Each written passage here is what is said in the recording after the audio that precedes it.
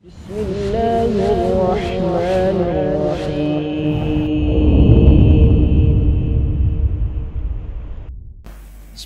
wassalatu wassalamu ala rasulillah Muhammad ibn Abdillah wa ala alihi wa sahbihi wa mawalah, amma ba'd. Uhayyikum bitahiyyatil Islam. Assalamu alaikum warahmatullahi wabarakatuh. Alhamdulillah, nahmaduhu subhanahu wa ta'ala wa nasta'inuhu wa nastaghfiruh wa nastahdihi wa na'udzu billahi min shururi anfusina wa sayyiati a'malina. May yahdihillahu fahuwal muhtadi wa may yudlil falan tajida lahu waliyyan mursyida.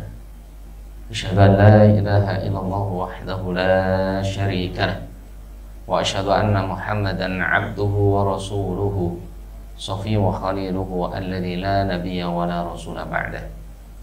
Allahumma salli wa sallim wa barik ala nabiyyina Muhammadin sallallahu alaihi wasallam wa ala alihi wa ashabihi wa atba'ihi wa man sara ala nahjihi wa istanna bi sunnatihi wattaba'ahum bi ihsanin ila yaumil qiyamah. Wa laqad qala Allah ta'ala fi kitabil aziz, ya ayyuhalladzina amanu taqullaha. Wahai orang-orang yang beriman, mari kita tingkatkan ketakwaan kita kepada Allah Azza wa Jalla haqqa tuqatih, dengan sebenar-benarnya ketakwaan. Wala tamutunna illa wa antum muslimun. Jangan sampai kita meninggal kecuali dalam kondisi iman, Islam, bertakwa kepada Allah Azza wa Jalla. Wa tazawwadu fa inna khairaz zadi taqwa. Teruslah mencari perbekalan di dunia ini, namun ketahuilah sebaik-baik bekal yang akan kita bawa tiada lain adalah ketakwaan kita kepada Allah Azza wa Jalla. Yatba'ul mayyita thalathatun ahluhu wa maluhu wa amaluhu fayarji'u ithnani wa yabqa amaluhu. Setiap kita pasti akan meninggal dan kita akan diikuti tiga hal yang kita usahakan di dunia: keluarga yang dia cintai, harta yang ia banggakan, dan amal ibadahnya. Fayarji'u itsnan, dua hal akan meninggalkan kita. Keluarga yang akan kita cintai, yang kita cintai akan meninggalkan kita. Harta jabatan yang kita susah payah mencarinya pun akan kita tinggalkan. Wa yabqa amaluhu, yang akan menemani kita tiada lain adalah amal-amal kita. Namun harta bisa kita bawa mati ketika harta itu kita pergunakan di jalan Allah Subhanahu wa ta'ala. Dan keluarga yang kita tinggalkan pun akan memberikan manfaat kepada kita ketika keluarga kita saleh-salehah dan mereka taat kepada Allah dan mendoakan kita setelah kita tiada, maka akan menjadi harta dan keluarga yang akan bermanfaat untuk kita di alam kubur. Dan Nabi SAW mengingatkan, khairun nasi man tala umruhu wa hasuna amaluhu. Sebaik-baik manusia di antara kita adalah seseorang yang semakin hari semakin baik amalnya, semakin ia perbaiki ibadahnya. Karena orang ini menyadari bahwasannya waktu ia di dunia semakin berkurang dan waktu untuk kembali semakin dekat. Maka orang ini memperbaiki dirinya, memperbaiki amalnya, karena dia tahu Allah akan menjemputnya. Maka manusia yang terbaik adalah semakin hari dia memperbaiki amal ibadahnya. Wa syarrun nasi man tala umruhu wa sa'a amaluhu. Dan manusia yang terburuk adalah seseorang yang semakin hari dia semakin buruk amalnya, tidak memperbaiki dirinya, dia tidak memuhasabah, menintrospeksi amal-amalnya. Maka sahabat Ali radhiyallahu ta'ala anhu, beliau mengatakan, al-yawma amalun bila hisab. Mumpung kita masih hidup, memperbanyaklah amal. Wa amal ghad, adapun ketika nyawa telah berpisah dengan ruh, hisabun bila amal, kita sudah tidak akan bisa beramal lagi. Yang ada adalah hari pembalasan. Faman ya'mal mithqala dzarratin khairan yarah. Sekecil apapun kebaikan, pasti akan kita lihat balasannya dan Allah akan membalasnya. Wa man ya'mal mithqala dzarratin syarran yarah. Dan sekecil apapun keburukan, pasti kita akan melihat balasannya, imma di dunia ataupun nanti di akhirat. Jamaah Allah Subhanahu wa taala, kita berada di tanggal 22 Rajab 1446 Hijriah. Kurang lebih 40 hari lagi kita akan memasuki bulan yang sangat kita nantikan, yaitu bulan Ramadan. Maka perbanyak doa kepada Allah Subhanahu wa taala. Yang pertama, Allahumma ballighna ila Ramadan. Semoga Allah menyampaikan usia kita semua sampai bulan Ramadan bil yumni wal iman, dengan Allah memberikan kedamaian dan keimanan, wassalamati wal Islam, dan Allah memberikan keselamatan kepada kita semuanya dan keteguhan Islam. Allahumma sallimna ila Ramadan, dan perbanyaklah doa Allahumma sallimna ila Ramadan. Ya Allah, selamatkan kami semuanya sampai bulan Ramadan. Wasallim lana Ramadan, dan hantarkan Ramadan kepada kami. Wa tasallamhu minna, dan ya Allah terimalah amal-amal ibadah kami, mutaqabbala, dan ya Allah terimalah doa kami. Dan yang kedua yang sering Anda sampaikan, yaitu mulai dari sekarang kita sambung silaturahmi yang putus. Mungkin ada tetangga kita, saudara kita, saudara dari ayah, saudara dari ibu, teman sekantor yang pernah ada masalah, yang pernah terputus silaturahminya karena masalah muamalah ataupun masalah warisan, maka sambunglah silaturahim. Nabi SAW beliau bersabda, man ahabba ayyabsuta fi rizqihi wa ayun sa'alahu fi atharihi falyasil rahimahu. Barang siapa seseorang yang ingin dilapangkan urusan rezekinya, dipanjangkan usianya, maka sambunglah silaturahimnya. Dan yang ketiga, perbanyaklah amal-amal soleh. Karena Rajab, para ulama mengatakan syahrul zar'i, bulan di mana kita menanam amal-amal kebaikan. Wa Sya'ban syahru as-siqayati, dan Sya'ban adalah bulan kita menyemai tanaman-tanaman yang kita tanam di bulan Rajab. Dan Ramadan syahrul hasadi, dan ketahuilah bulan Ramadan itu adalah bulan kita memanen amal-amal yang kita tanam di bulan Rajab. Mustahil kita bisa khatam Al-Quran satu kali di bulan Ramadan seandainya kita tidak mulai membacanya di bulan Rajab. Berapa banyak orang-orang yang sampai selesai Ramadan tidak khatam Al-Quran, walaupun sekali, karena tidak mulai dibiasakan di bulan Rajab. Namun ada orang-orang yang bisa khatam 2 kali, bahkan ada yang 5 kali, bahkan ada jamaah yang sampai 10 kali, 3 hari khatam, 3 hari khatam. Bukan apa-apa jemaah, karena mulai dibiasakan di bulan Rajab. Sya'ban bulan menyemai, dan Ramadan adalah bulan kita memanen apa-apa yang kita tanam dari bulan Rajab. Ini jemaah, perbanyak amal saleh. Wala yazidul umr illa albir.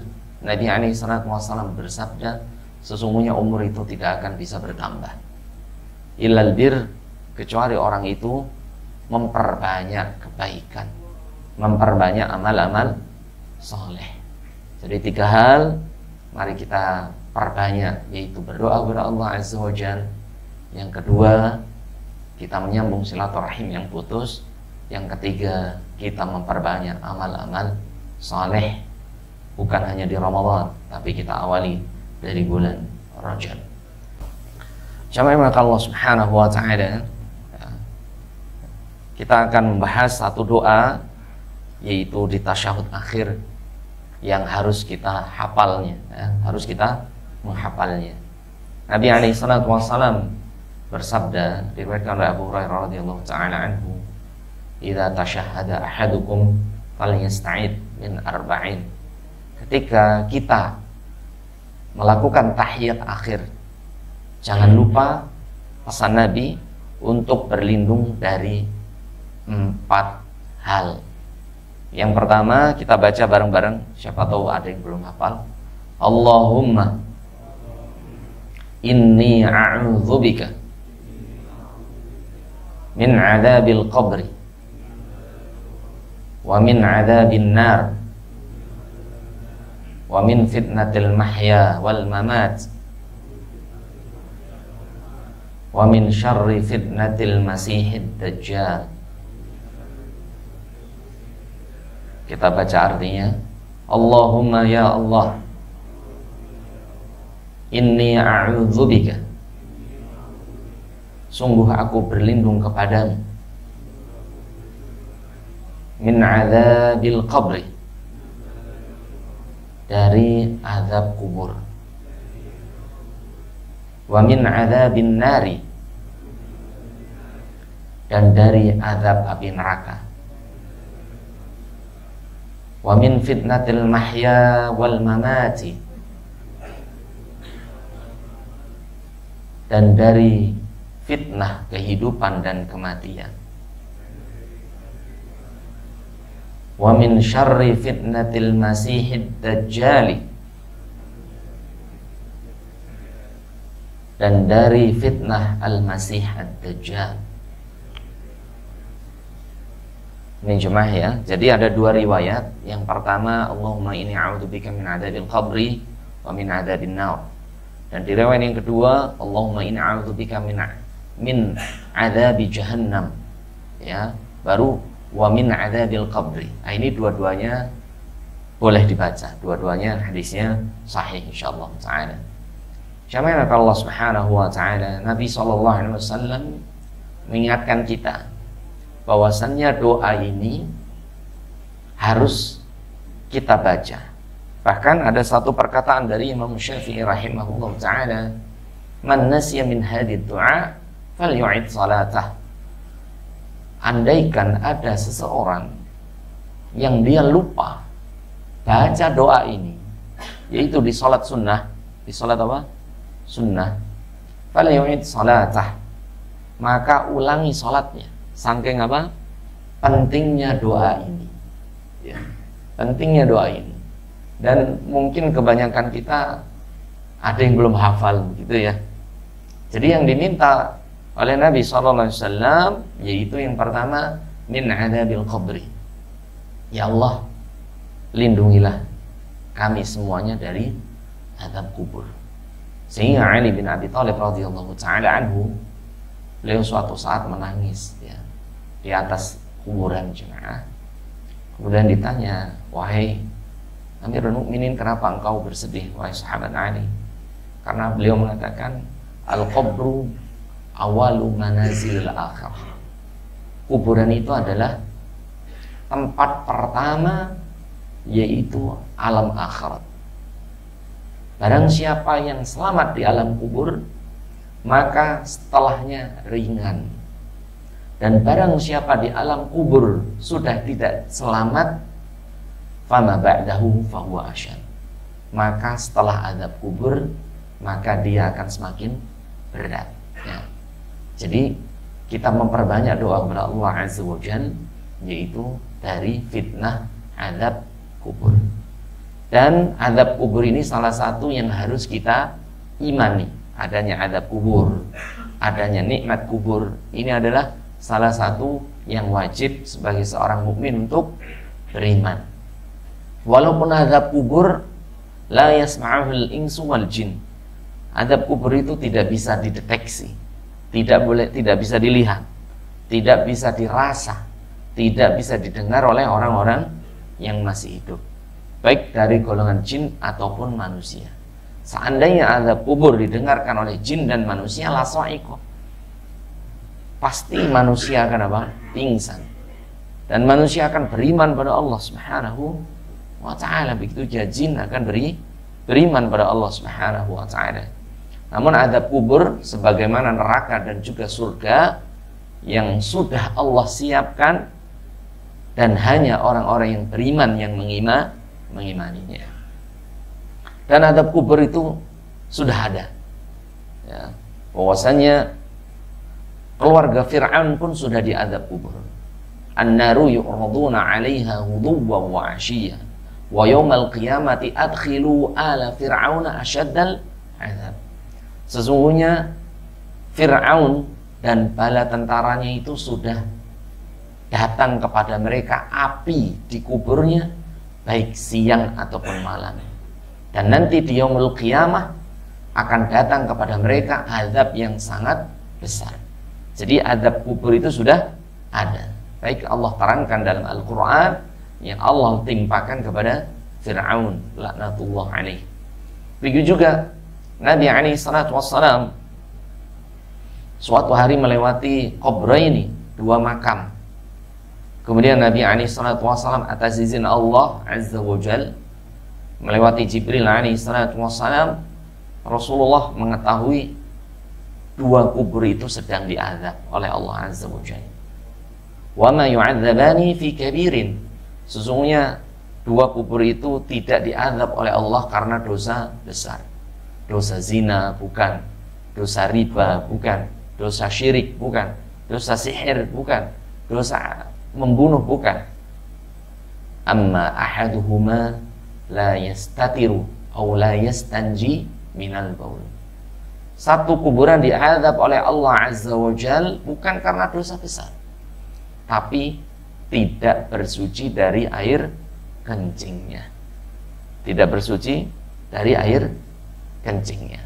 Dan di hadis lainnya masih dari Abu Hurairah radhiyallahu taala anhu, Rasul bersabda, "Tanazzahu minal baul." Hati-hati kalian dengan yang namanya air kencing. Fa inna 'amatal qabri minal baul.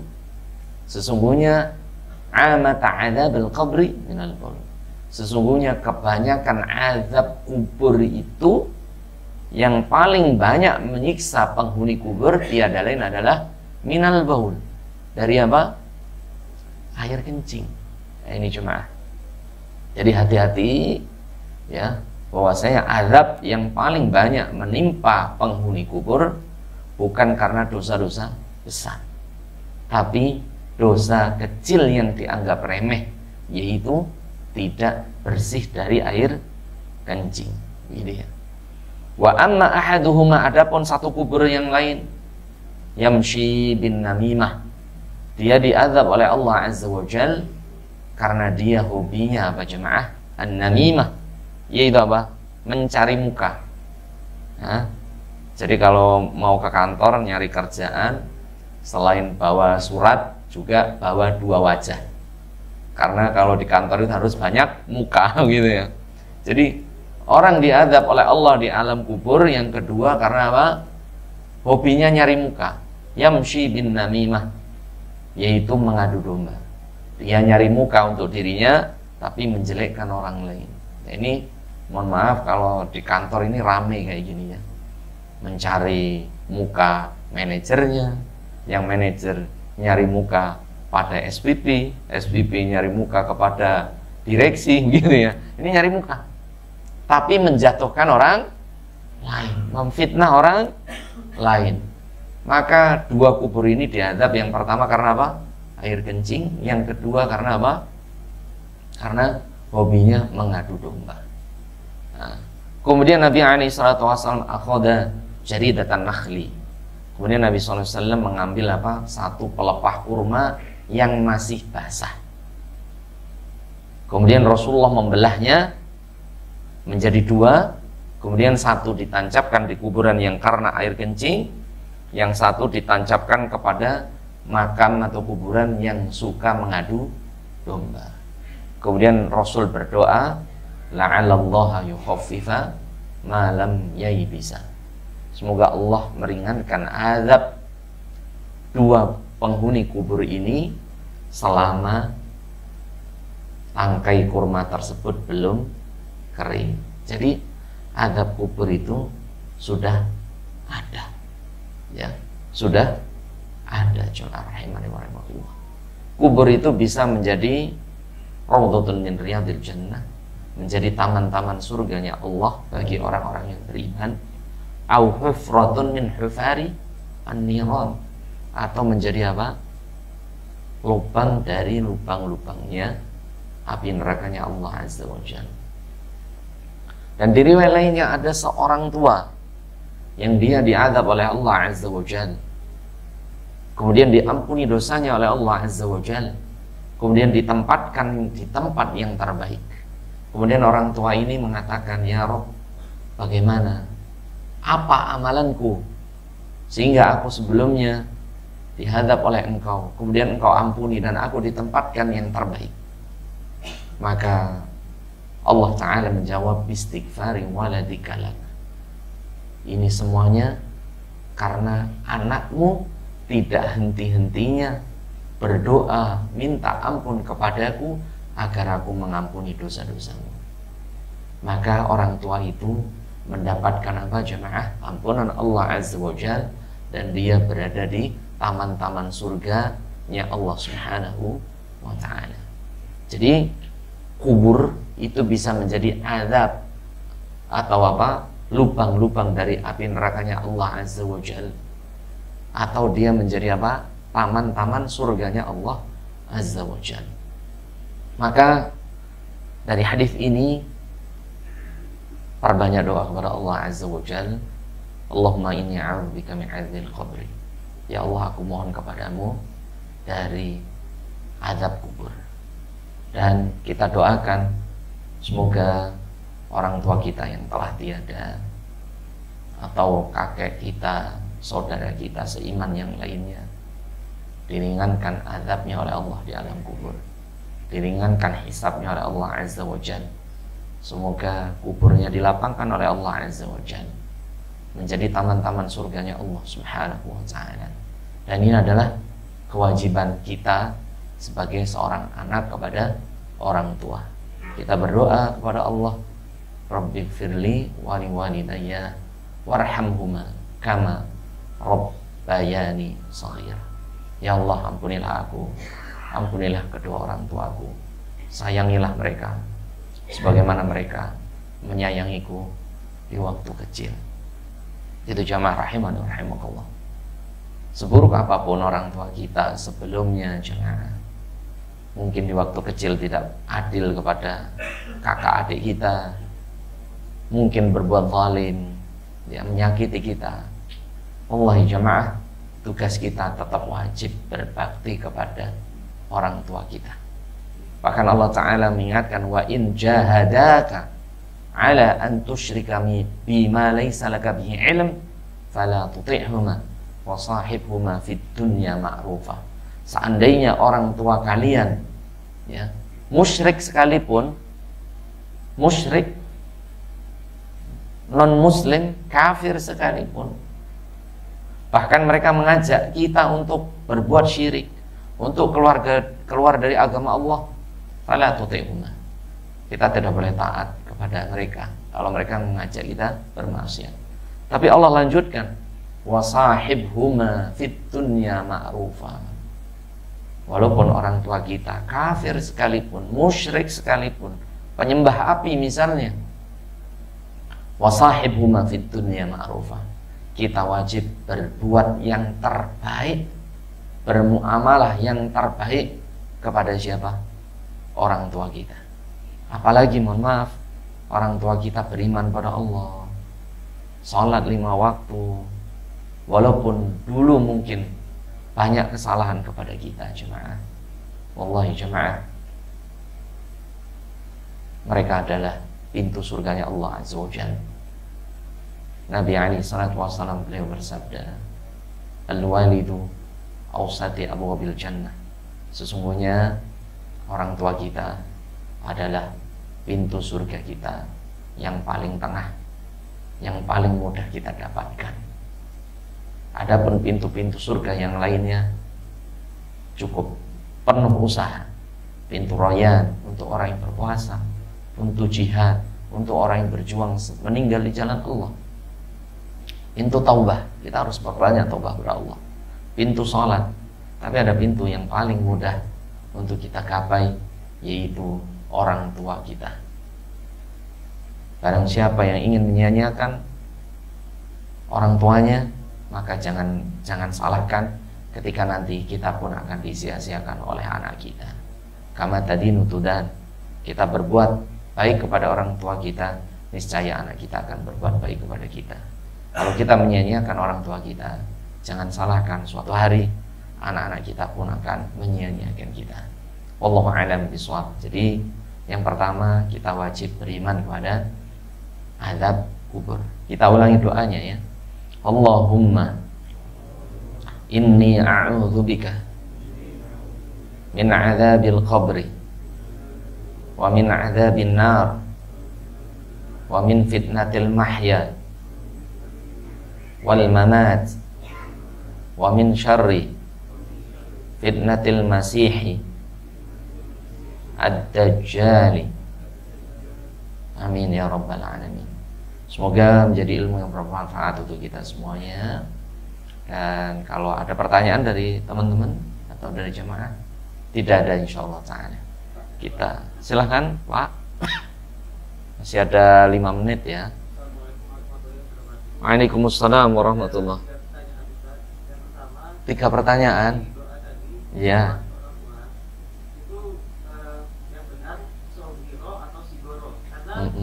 Ada di tempat lain ceramahnya bilangnya Siwor, na'am. Namun saya cek di Al-Quran, Ya. Sobiro yang benar. Nah, Yang pertama itu. Yang Sahih. kedua, untuk anak. Tadi kan untuk istighfar anak pada orang tuanya. Kalau misalnya bukan anaknya atau misalnya anak angkat, itu seperti apa doanya? baik. Yang ketiga, Al-Mulk. Mohon dijelaskan. Al-Mulk, Masya Allah, sahih. Tapi Pak siapa lupa namanya Pak? Pak Yusuf ya, Masya Allah, tabarakallah. Barakallahu fiik. Yang pertama yang beliau tanyakan yaitu tentang doa, yaitu yang ada di surat Al-Isra ya, ayat 24, 25. Rabbighfirli wa liwalidayya warhamhuma kama rabbayani shaghir. Itu secara Al-Qur'an. Secara Al-Qur'an, Rabbighfirli wa liwalidayya waqur rabbirham. Kalau di Al-Qur'an malah cuma waqur rabbirhamhuma kama rabbayani shaghira. Waqul, katakanlah, rabbirhamhuma, ya Allah sayangilah mereka, kama rabbayani shaghira, sebagaimana mereka menyayangiku, shaghiran, sewaktu kecil. Sewaktu apa? Kecil. Bagaimana kalau yang membacanya sighara? Berarti dia berdasarkan apa? Sifatnya jamak. Jadi doanya secara jamak atau berjamaah, gitu ya. Jadi dirubah menjadi sighara. Jadi berdoanya pun berubah. Misalnya Rabbana firlana wali walidaina warhamhuma kama rabbauna sighara. Maka berubah redaksi. Bisa dipahami? Jadi kalau Rabbighfirli untuk diri pribadi, kalau Rabbana ighfir lana itu kalau jenengan berdoa diaminkan oleh anak-anaknya misalnya, begitu ya, atau istrinya. Jadi berubah menjadi sighara, yang sebelumnya adalah shaghira. Bisa dipahami? Yang pertama. Yang contoh yang paling gampang misalnya setelah sholat ya, sebelum salam kita membaca Allahumma a'inni ala dzikrika wa syukrika wa husni ibadatik. Tapi kalau pas kita khutbah ya kita rubah redaksinya menjadi Allahumma a'inna ala dzikrika wa syukrika wa husni ibadatika. Nah, itu dirubah. Selama tidak merubah makna, maka insyaallah tidak mengapa, begitu ya. Allah a'lam bishawab. Bisa dipahami, Pak? Pertanyaan yang kedua, apa tadi lupa, Pak? Bagaimana dengan anak angkat? Apakah kita cukup sama atau berbeda? Maka sama saja. Sama saja. Sama saja.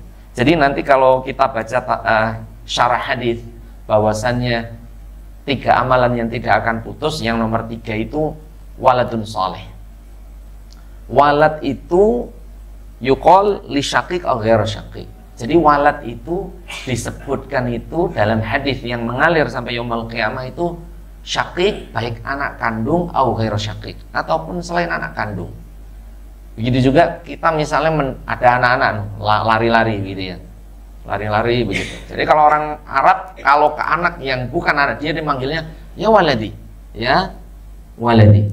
Tapi kalau anak kandung ibni, ibnati. Paham tuh? Paham? Jadi ketika Anda mau berdoa misalnya untuk ayah angkat, ibu angkat, ataupun ayah kandung, ibu kandung, tetap dengan redaksi yang sama. Bisa dipahami sampai sini? Ya, yang ketiga apa Pak tadi Pak? Al-Mulk. Masya Allah, tabarakallah. Jadi Al-Mulk ini mempunyai nama lain yaitu Al-Mani'atu. Apa? Al-Mani'atu. Jadi Al-Mulk itu dikenal dengan surat Al-Mani', artinya Al-Mani' min 'adzabil qabri. Jadi salah satu surat yang harus kita hafal sebelum Allah menjemput kita yaitu Al-Mani'atu, yaitu surat yang menghalangi kita dari azab kubur, yaitu surat Al-Mulk. Ya, yang beliau tanyakan yaitu surat Al-Mulk, yaitu surat Tabarakalladzi biyadihil mulku wa huwa ala kulli syai'in qadir. Maka Rasul sebutkan Al-Mulk itu sebagai Al-Mani'ah, artinya penghalang seseorang yang menghafalnya, mengamalkannya dari azab kuburnya Allah Azza wa Jalla. Dan di hadis lainnya Rasul SAW beliau bersabda, inna fil Qur'ani suratun 30 ayah. Sesungguhnya dalam Al-Quran itu ada satu surat yang terdiri dari 30 ayat. Syafa'at li rajulin hatta ghufira lahu. Barang siapa yang rutin membacanya, apalagi sampai menghafalnya, syafa'at li rajulin, Al-Mulk akan memberi pertolongan kepada orang tersebut hatta ghufira lahu, sampai Allah ampuni semua dosanya. Jadi jamaah, misalnya kalau ada terdakwa itu yang bantu apa namanya itu namanya? Terdakwa misalnya pencuri atau korupsi, dia lawyer. Jadi lawyer yang paling hebat. Karena Al-Quran itu kan semuanya lawyer. Artinya lawyer itu memberi syafaat. Selain lawyer apa bahasa Indonesianya? Bukan, pengacara. Pengacara terkeren kita siapa tuh? Hotman Paris misalnya ya. Jadi pengacara yang akan menolong kita yang paling luar biasa itu adalah Al-Mulk. Al-Mulk. Makanya sebelum Allah menjemput kita, usahakan bapak-bapak bisa menghafal Al-Mulk. Karena Rasul bersabda, syafa'at li rajulin hatta ghufira lahu. Orang yang mengamalkan Al-Mulk terutama sebelum tidur ya, kita baca sebelum tidur setiap malam, sampai atau yang bisa menghafal surat Al-Mulk, syafa'at li rajulin, maka Al-Mulk itu akan menolong orang tersebut hatta ghufira lahu, sampai Al-Mulk itu minta kepada Allah agar orang yang menghafalnya diampuni dosanya. Maka dia adalah lawyer yang paling luar biasa dari surat-surat yang ada dalam Al-Quran, yaitu apa? Al-Mulk. Ya monggo dihafal ini ya. Pak Edi sudah hafal? Tereng. Tereng ya. Jadi dihafal ya, tabarakalladzi biyadil mulku wa huwa ala kulli syai'in qadir, sampai ayat terakhir, yaitu apa? Ayat terakhirnya apa bunyinya? Mimma'im mahin. Nah itu ya. Jadi dihafal 30 ayat ini karena dia atas izin Allah bisa menghalangi seseorang dari azab kubur, dan yang kedua atas izin Allah pula Al-Mulk ini akan menyelamatkan orang yang membacanya, apalagi yang bisa menghafalnya, sampai Allah ampuni semua dosanya. Sampai Allah ampuni apa? Semua dosanya. Allahu a'lam bishawab. Semoga bisa memberikan manfaat dan semoga jawabannya bisa mencukupkan Pak. Barakallahu fikum jami'ah. Kalau ada kebenaran dari Allah Azza wa Jalla, kalau ada kesalahan dari saya pribadi, kita akhiri dengan baca doa kafaratul majlis. Subhanakallahumma wa bihamdika asyhadu an la ilaha illa anta astaghfiruka wa atubu ilaika. Wassalamualaikum warahmatullahi wabarakatuh. Barakallahu fikum.